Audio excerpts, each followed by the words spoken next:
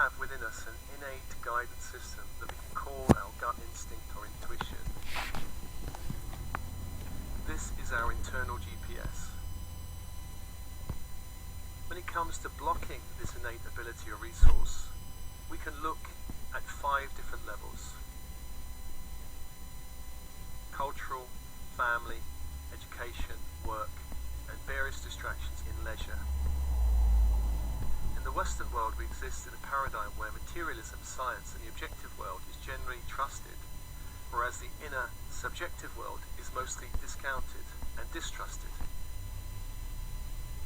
We are taught to trust what we can see with our eyes, hear with our ears, and trust what we can touch, and so on. When we see it, we will believe it is a motto of this paradigm. Gut instinct and intuition is not something that can be relied upon, we are told. In the family, we may be encouraged to stop daydreaming, stop talking to imaginary friends, to get real, and so on. Within education systems, we are taught to trust reason and logic, to analyze and plan. We are not taught to trust our feelings. When it comes to work, there is busyness, there is tweets, texts, emails, on the go constantly. Gut instinct and intuition does not operate through busyness, but through relaxation and inner stillness. The mind needs to be clear, like a still mounting lake, for our internal GPS to work. In leisure, we have so many distractions. We have TV, internet, video games, shopping, alcohol, and so on. If you want to be more connected to your GPS, one way is to switch off the TV and reduce and filter the information coming into your brain. There's a wise saying that says garbage in, garbage out. In our materialistic culture, many have little interest in spirituality or personal development and have little awareness of their inner world. The result of this is they have no understanding of the mechanics of the ego. They cannot tell the difference between intuition and ego-mind chatter. Many simply follow the voice of fear and have no idea why the outcomes they receive are so poor. All of these various levels of block or interference sever our connection to our GPS. And more than that, they sever or block us knowing our authentic self, our true nature. So let's take a look at our internal GPS. Our gut instinct is our body's innate wisdom. Our unconscious mind, which operates through our physical body, can pick up signs and sensory data that our conscious mind is not really aware of. When we are disconnected from our gut instinct, then we may fail to read some very important signs in our environment.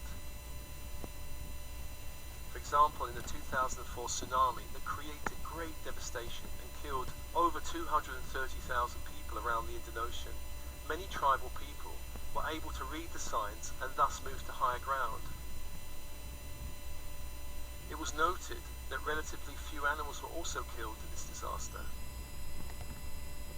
Some wildlife experts believed that animals' more acute hearing and other senses picked up changes in the Earth's vibration, thus tipping them off regarding the approaching disaster long before the humans around them realized what was going on. Gut instinct speaks to us through physical sensations and symptoms.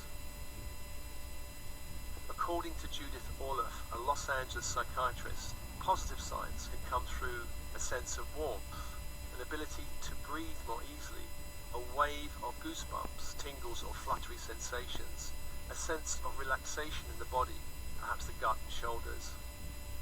Negative warning signs are often accompanied by icy cold hands or feet, twinging or clenching pain in the gut or in the chest, nausea, the feeling of being on high alert, fatigue, loss of energy, or perhaps the sudden onset of headaches.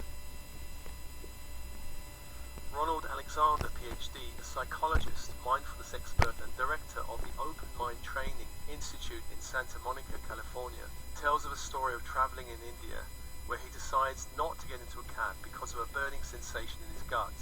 He later saw the driver being arrested in the train station for suspected robbery.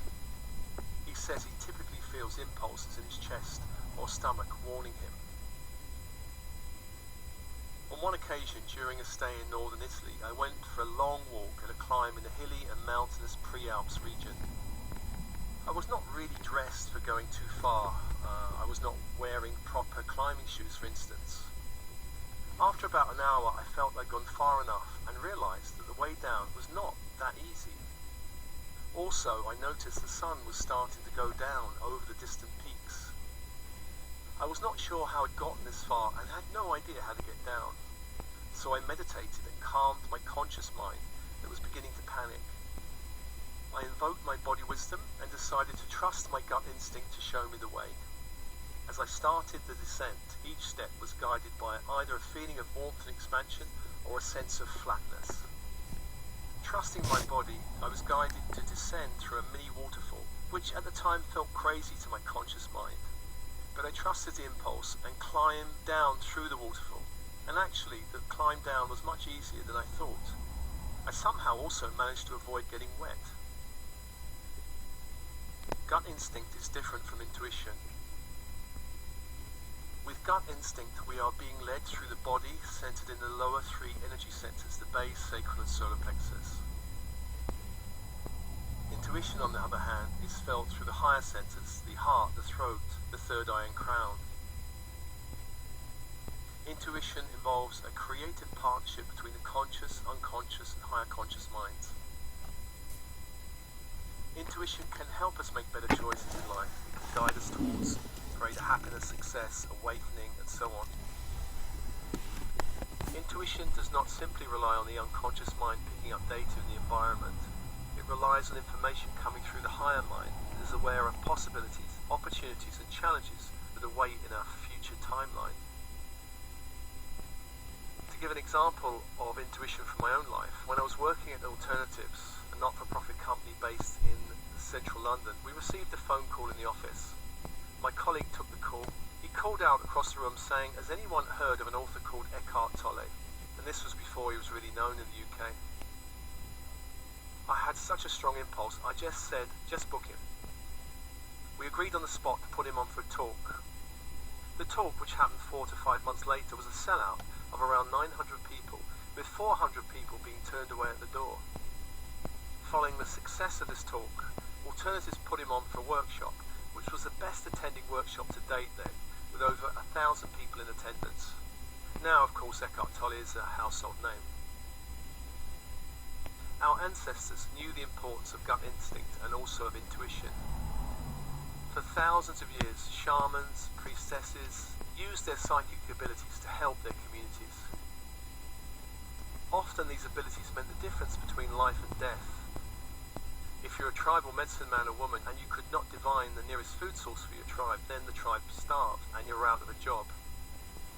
If you were a medicine healer and unable to heal a patient, then your reputation would suffer, and also, if it happened too often, you'd be out of a job. Here in the modern world, with all its challenges and opportunities, we have such an amazing gift, our brain with a neocortex made up of two halves, a left and right hemisphere. The two parts are connected by a thick cable of nerves at the base of each side. Experimentation has shown that these different hemispheres are responsible for different types of thinking. The left brain is more logical, sequential, rational, analytical, and objective. The right brain is more random, intuitive, holistic, subjective, and synthesizing, looking at the whole picture rather than the detail. The left brain gives us the ability to be practical, create strategies, focus, plan, analyze, structure, understand, and design. The right brain gives us the ability to imagine, dream, fantasize, dare, feel, and intuit. If the rational mind is the analyzer, the intuitive mind is the synthesizer. It creates the picture out of all the small details. It opens us up to the sudden flash of insight that makes everything crystal clear. Becoming whole-brained allows us to access our gut instinct, the impulse from the intelligence of the body, and intuition, a collaboration between conscious, unconscious, and higher conscious minds. It's important to note that using our intuition does not require we stop thinking or stop trusting our logical mind. Intuition is a great tool, but sometimes we may think we're guided by our intuition, where really we're being led by something else, perhaps our fantasy or fear. Knowing the difference between intuition and fear and fantasy is very important. I've noticed that highly intuitive people can be led astray, especially where there's a high emotional charge around something or a high expectation. Perhaps the classic area is romantic relationships. We want a partner. We may have a list of characteristics that need to be fulfilled. A candidate appears. Many of the boxes are ticked. Yet there are signs that this person is maybe not such a good match. Yet we override our gut instinct and intuition, and further down the line, we scratch our heads wondering, how did we get it so wrong? Despite this, intuition is a great tool, and one that we should use. Most of the great geniuses of history were whole-brain thinkers. For instance, the artist Pablo Picasso, working in a right-brain field, yet demonstrated great left-brain thinking in his many notes about the combinations of colours he used in his art. Albert Einstein, a wonderful whole-brain thinker who created his theory of relativity out of a daydream. Lewis Carroll, author of Alice in Wonderland, was a deacon in holy orders and a university lecturer. Leonardo da Vinci was an artist-painter who painted the Mona Lisa and the Last Supper, who was also a scientist and engineer. So there are many benefits and reasons to embrace being whole-brained,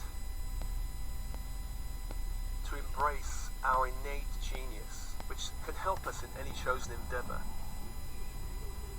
There are many benefits and reasons to embrace our inner GPS as a guidance system to help us in our journey of greater happiness, success and service.